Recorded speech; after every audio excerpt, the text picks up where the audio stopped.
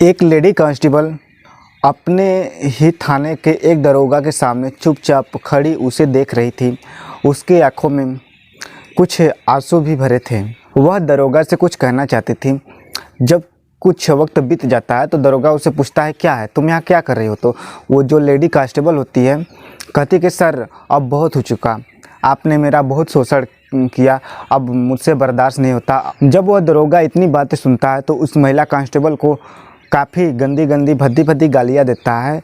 तो महिला कांस्टेबल कहती है कि सर आप हमारे बात को समझ नहीं रहे हैं, क्योंकि जो बात है बहुत आगे निकल चुकी है। वह लेडी कांस्टेबल उस दरोगा को बताती है कि आपका बच्चा मेरे पेट में पल रहा है, इसलिए अब आप मेरा शोषण करना बंद कर दीजिए, क्योंकि अगर यह बात दुनिया को पता चली तो बहुत बड़ा हंगामा खड़ा हो सकता है। इसके बाद जो दरोगा होता है इतना सुनने के बाद अपने कुर्सी पर से उठता है और जाकर उस महिला को इतनी ज़ोर से लात मारता है उसके पेट पर कि वह महिला तुरंत ही ज़मीन पर गिर जाती है और वह दर्द से कराहने लगती है। उठने की कोशिश कर रही होती है लेकिन वह उठ नहीं पाती है, क्योंकि उसको बहुत ज़्यादा पीड़ा हो रही थी। उसके बाद वह लेडीज़ कांस्टेबल किस तरह से वहाँ से अपनी जान छुड़ाकर भागती है और जाकर किसी एक हॉस्पिटल में जाती है, अपनी इलाज करवाती है।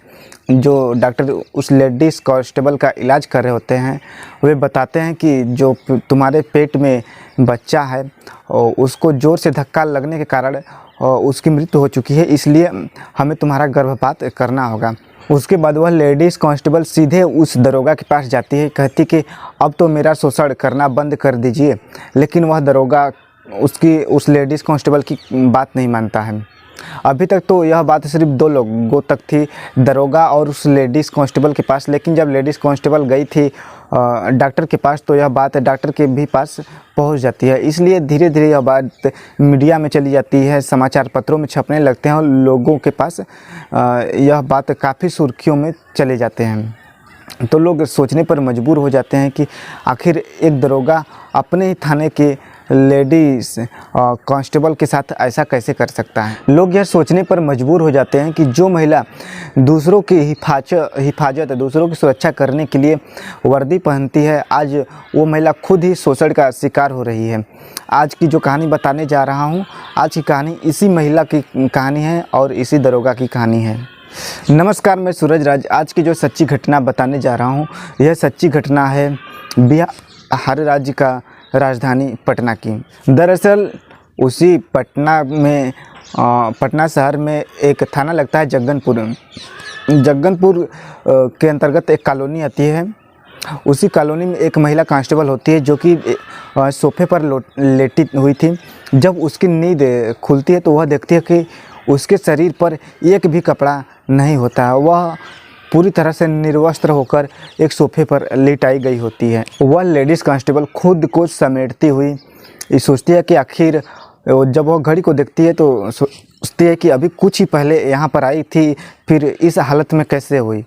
तो तभी वह इधर उधर देखती है तो देखती है दीवार पर एक फ़ोटो लगी होती है। वो फ़ोटो किसी और की नहीं बल्कि उसी लेडीज़ कांस्टेबल के थाने की जो इंचार्ज होते हैं उन्हीं की वह फ़ोटो लगी हुई होती है।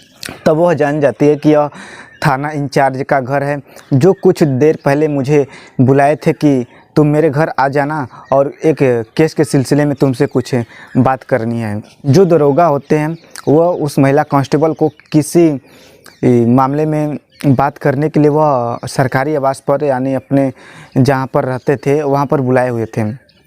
जब वह महिला कांस्टेबल उनके घर जाती है तो वे पूछते हैं कि क्या तुम चाय पियोगी या कॉफ़ी? तो कहती नहीं सर, हम नहीं पियेंगे। तो कहते हैं कोई बात नहीं, हम लोग बात करते करते पी लेंगे। और जो थानेदार होते हैं दरोगा वो जाते हैं और चाय बनाकर लाते हैं और दोनों लोग बातें करते हुए चाय पीने लगते हैं। चाय पीने के बाद दोनों लोग बातें कर रहे थे, तभी अचानक उस महिला कांस्टेबल को नींद आने लगती है। धीरे धीरे वह बेहोशी अवस्था में चली जाती है। जब उस लेडीज़ कांस्टेबल का आँख खुलता है तो वह पाती है, खुद को देखती है कि नग्न अवस्था, निर्वस्त्र अवस्था में वह अपने ही थानेदार के सरकारी आवास पर उनके ही सोफे पर लेटी हुई थी। वह लेडीज़ समझ जाती है कि उसके साथ क्या हुआ है।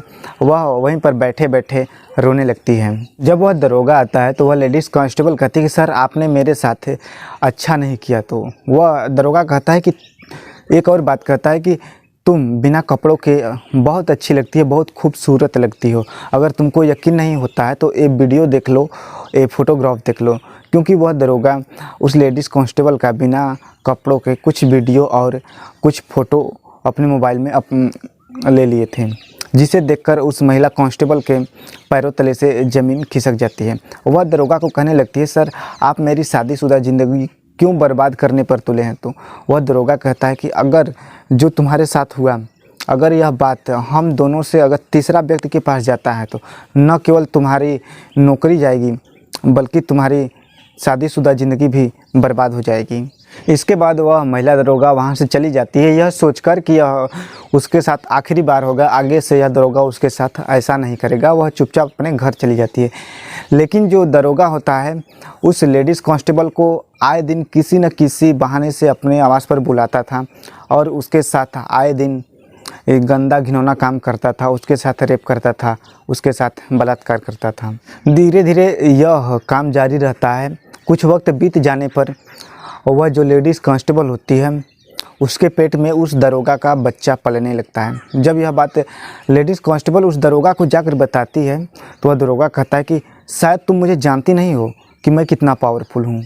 वह दरोगा कहता है कि मुझे इसी थाने में लगभग 3 साल पूरे हो गए, मुझे कोई यहाँ से निकलवाया तक नहीं, क्योंकि मेरी जो पहुँच है वह बड़े बड़े अधिकारियों तक है। मैं चाहूँ तो तुम्हें अभी बर्खास्त करा सकता हूँ। वह लेडीज़ कांस्टेबल कहती है कि सर मैं आपके बच्चे की माँ बनने वाले हूँ, क्योंकि मैं आपकी वजह से प्रेग्नेंट हुई हूँ। तो वह दरोगा जो होता है अपने कुर्सी पर से सीधे उठता है और उस लेडीज़ कांस्टेबल के पीठ पर जाकर ज़ोर से लात मार देता है, जिससे कि उसके पेट में पल रहा बच्चा की मृत्यु हो जाती है।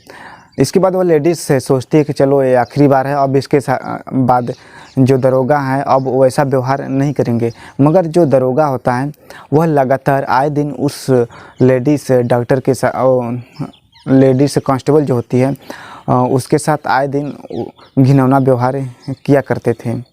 ऐसे ही कुछ दिन बीतते जाते हैं। कुछ दिन बाद एक दिन थाने में उसी दरोगा और उसी महिला कांस्टेबल के बीच किसी बात को लेकर झड़प होती है और जो झड़प होती है वह इतनी तेज़ दोनों लड़ाई करते हैं कि वहाँ पर मौजूद जो अन्य दरोगा थे, अन्य पुलिसकर्मी होते हैं और साथ ही जो फरियादी होते हैं, उन सब के सामने उन दोनों के बीच में जो मामला होता है वह महिला लेडीज़ शुरू से लेकर अंत तक बता देती। सारी कहानी वहाँ पर सब लोगों के सामने उस दरोगा की कारतूत को बयां करती है। न जाने कहाँ से इतनी शक्ति आ गई थी। अगर इतनी शक्ति उस महिला के अंदर पहले ही आ गई होती तो शायद उसके साथ ऐसा व्यवहार नहीं हुआ होता। इसके बाद जब दरोगा जान जाता है कि यह मामला अब रुकेगा नहीं, आगे तक पहुंच जाएगा, तो वह दरोगा अपने थाने से छुट्टी लेकर अपने घर चला जाता है और लेडीज़ कांस्टेबल भी अपने घर चली जाती है। लेकिन जो दरोगा होता है वह अपने घर जाने के बाद